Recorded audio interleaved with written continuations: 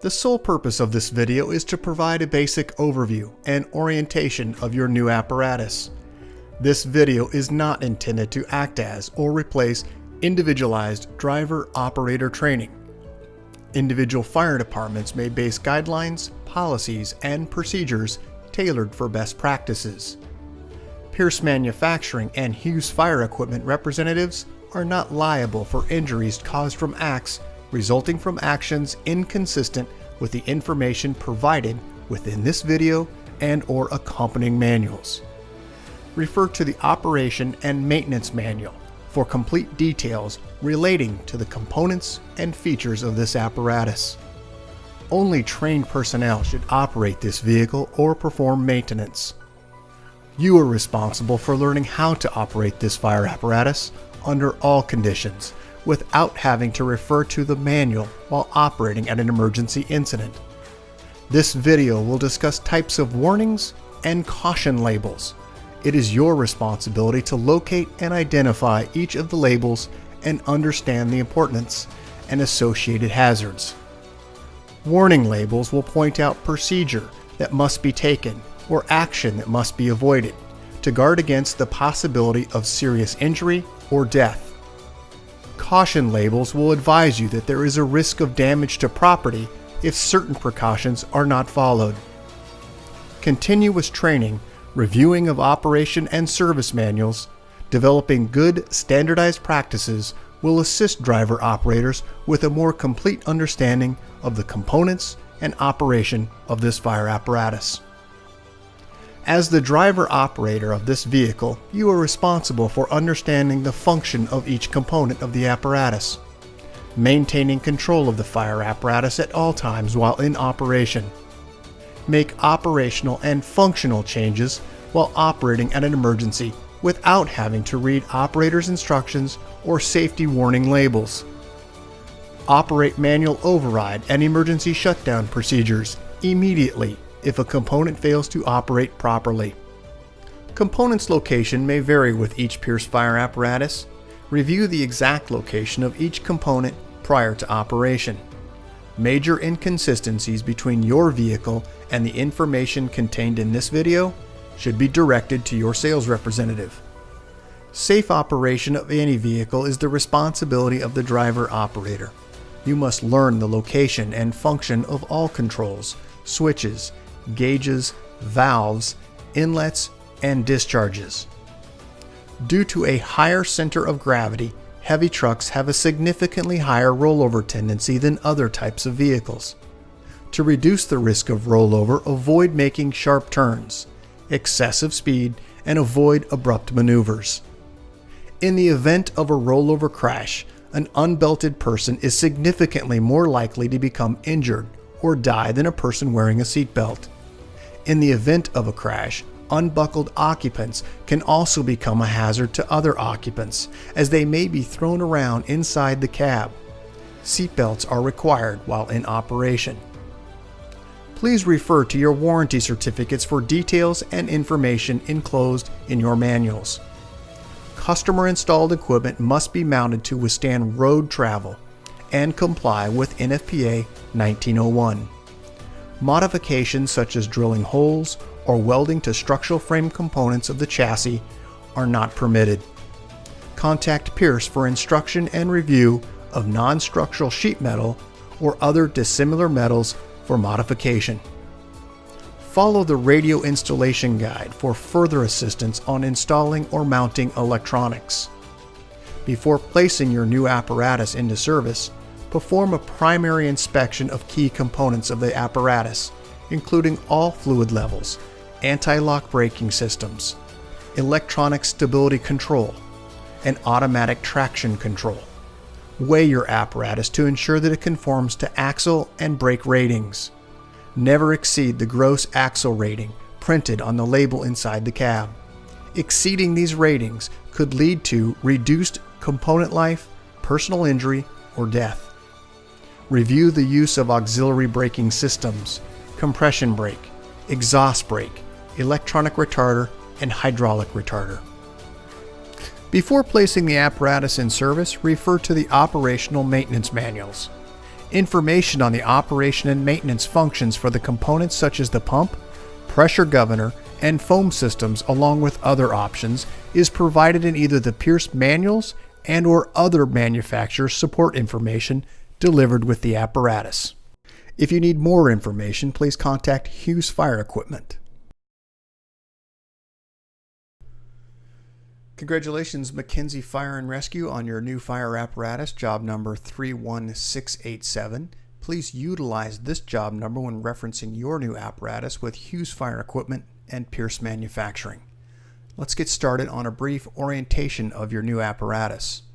Starting at the front bumper, underneath the bumper you'll find two open-ended tow hooks. Moving up onto the bumper itself, on the face you'll find two forward-facing dual air horns. Moving to the driver's side, you'll find your electronic code 3 siren and also PA speaker. Located inside the bumper area, you'll find tub storage for hose storage. Moving up onto the grill, you'll find two forward-facing emergency lights. Moving down to the right and left side on the body, you'll find your forward-facing headlights and turn indicator.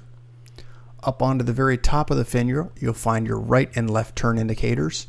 And as we move further up onto the very top in the center, you'll find the pull handle for tilting the hood of your apparatus. To make that happen, you'll need to release two release mechanisms on the passenger side and driver side. Moving up onto the top of the bumper, passenger side, is where you'll find your large diameter pump intake. You have front Michelin tires, Alcoa wheels. General view of the side of the apparatus, you'll find your bumper mounted side-facing emergency light. Moving up onto the top, you'll find your door handle with a key entry. Also moving up onto the body, you'll find your pull mechanisms for entering and exiting the cab. Underneath the fuel tank on the driver's side, you'll find LED lights. In the silver or aluminum tank is your ultra-low sulfur diesel. Moving all the way to the right in the black tank with the blue cap, this is going to be your DEF fill location. Moving up onto the top, just above the step, you'll find your air inlet chuck. And moving to the right, you'll find your shore power inlet. Here's a few close-ups, air inlet and the shore power. This is a 20 amp plug. As we move to the cab, you'll find your Pierce placard. This is the yellow placard just below the seat. And you'll also find your master battery switch. As we move up just above that placard, you'll find comfort controls in the very front of the seat for the operator. And you'll also find about the left knee the key for your ignition. Let's go over a couple of those items. First, this is your main or master battery switch. Moving up from that location, you'll find when plugged into shore power, this will activate. This is your battery charging system. This is once again the Pierce manufactured plaque for McKenzie Fire and Rescue. You'll find on this plaque gross vehicle weight ratings, job number, and also tire and rim inflation information. And also just below this, you'll find the VIN number and all of the associated fluids for your apparatus.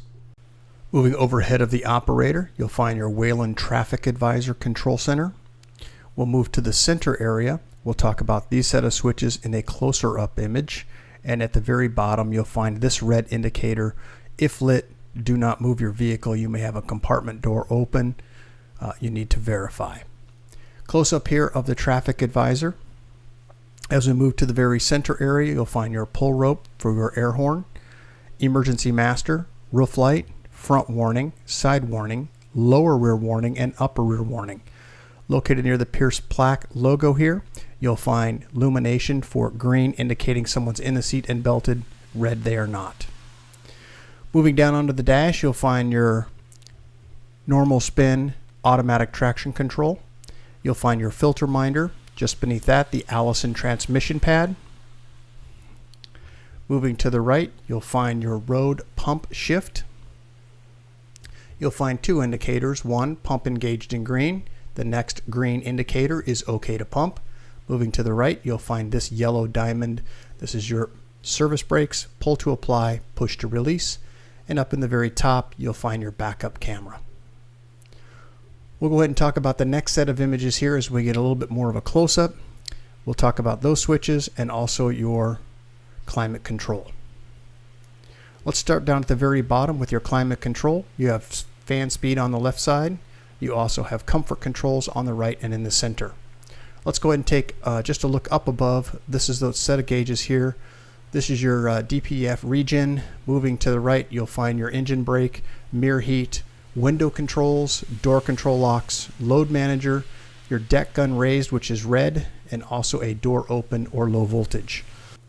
Moving downward in the red switch, you'll find your high idle. You'll find an indicator that says OK to engage the high idle. Front floodlight, driver side, passenger side, deck lights, driver, passenger flood, and your perimeter lights.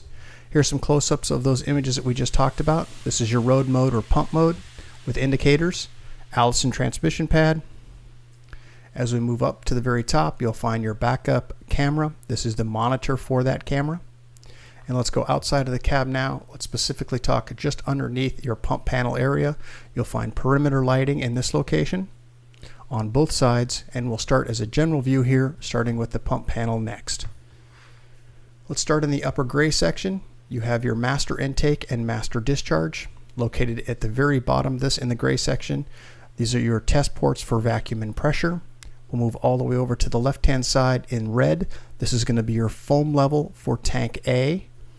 Moving just over to the top here, you'll find an amber indicator, which is a warning for check transmission. And just beneath that, you'll find an audible controlled siren here for volume control. And moving to the right, you'll find your TPG, throttle pressure governor. And then all the way to the right, you'll find two sets in the gray area of switches. They're clearly identified. I would like to point out that you do have an indicator here for pump engaged. Moving to the left, your cross lays are clearly identified and also color coded, number 1, 2, and front discharge. You have an electronic valve, which is for your front intake. To the right, your deluge discharge, and then you have the 2.5-inch pre-connect. Moving to the right, you'll see the two primers for your fire pump. They require at least 1,000 RPMs to activate. And down at the lower left-hand corner, we're starting with number 1, number 2, and number 3. These are all your 2.5-inch discharge. This is the test placard here for 150, 200, and 250 psi. Moving to the right, this is a turn, which is your recirculating line, not a pull.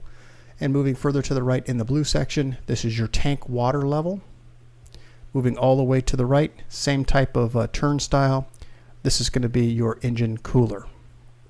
Just beneath that, you'll find your tank fill recirculating line and also your tank to pump.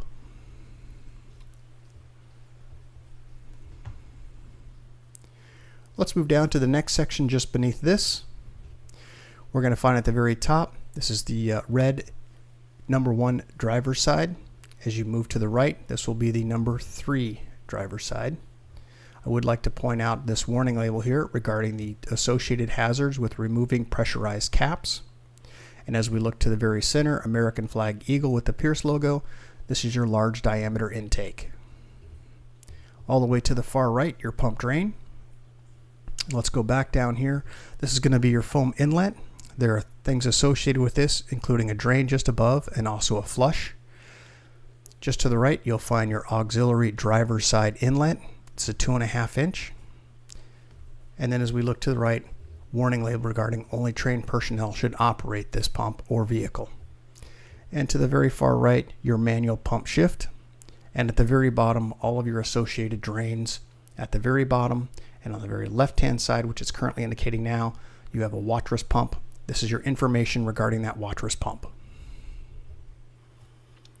Take a couple close-ups here. This is going to be the cross lays for cross lay number 1 and cross lay number 2. These are pre-connected. You have some grab handles here, and at the very top you can see that you have additional lighting. There are 3 steps on the side of the pump panel for gaining access to the top. General view of the body here, we'll find just underneath your folding wheel chocks. As we move up from this location, you'll find your water tank indicator. This is a visual indicator for the amount of water in your tank. Moving all the way to the right, you have a side-facing floodlight, and then just next to it in the very rear, an emergency warning light. There's also additional warning lights about the location just above the tire. And then you have pan-style doors here, and we can reveal what's behind those in the next set of images. Here are a couple close-ups here. Folding wheel chocks. You have compartments with pull-out, and all the way at the very top you have additional shelving. This is your Shoreline outlet. This is a 20 amp plug, and you also have interior LED lighting. As we look inside those pancakes here that we talked about earlier, the pan style door, you'll find bottle storage locations inside here. As we move center location, you'll find SCBA storage locations. They're on a track system, which they are adjustable. And at the very base, you'll find your Michelin tires and Alcoa wheels.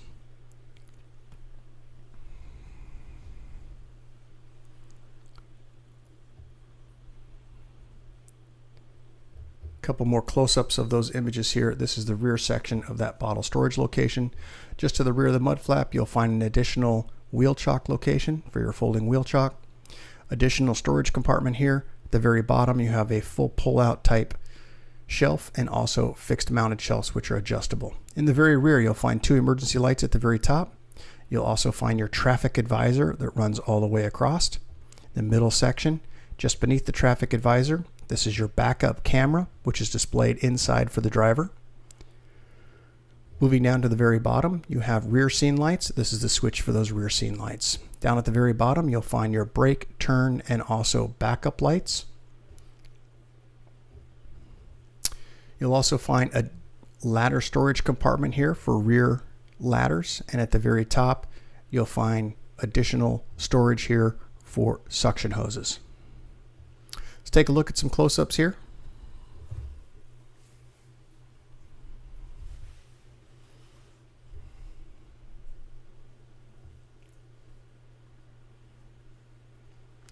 The very top, you can see this is your LED light. This is activated from the switch down on the driver's side. At the very bottom, you can see underneath the cab, this is an attachment point or pull location. I would like to point out in the upper left-hand corner, you do have an indication here for riding on the back of the tailboard, which is not recommended. There is a warning label here. Traffic advisor and also your backup camera. We're on the top now with your adjustable hose dividers. There is also a work light at the very top in the center. Let's take a look at this compartment with it in the open position. You can see you have slot dividers here for those hose storage or long tools. And at the very back, here's that information warning label regarding riding on the back of the apparatus.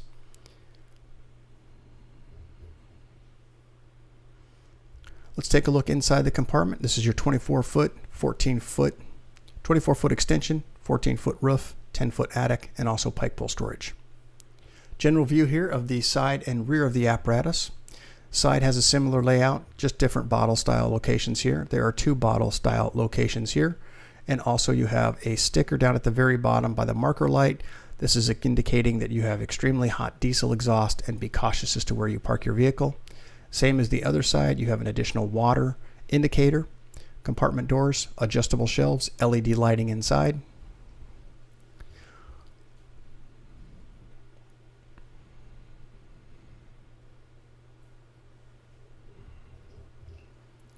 Let's go ahead and now move to the midsection of your pumper. In this compartment, you'll find your tool board.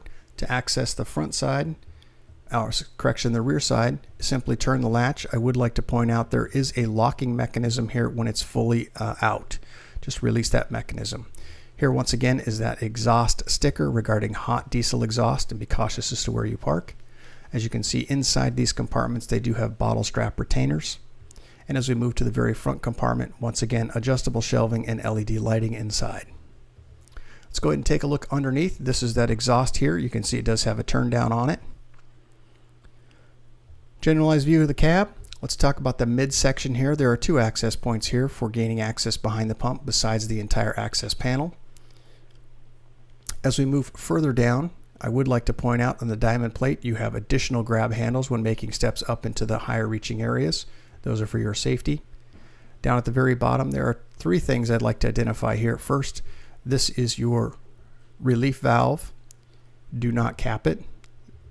This is your front inlet drain, and you also have LED perimeter lighting. Let's take a look at the pump panel now. The upper left-hand corner, American flag Eagle Pierce logo, large diameter intake for the passenger side, Once again, a warning here regarding pressurized caps and the associated hazards. You do have foam outlet here. This is the foam flush and also the drain for that, and also the quick connection. This is going to be your orange 2.5-inch discharge. As we look to the left-hand side, associated drains with those individual discharges. Because you have a front inlet discharge that is electric, this is the override for that. And as we look to the front, this is going to be your 2.5-inch auxiliary inlet. Once again, a few more close-ups here from the opposite side, passenger side of those crosslays.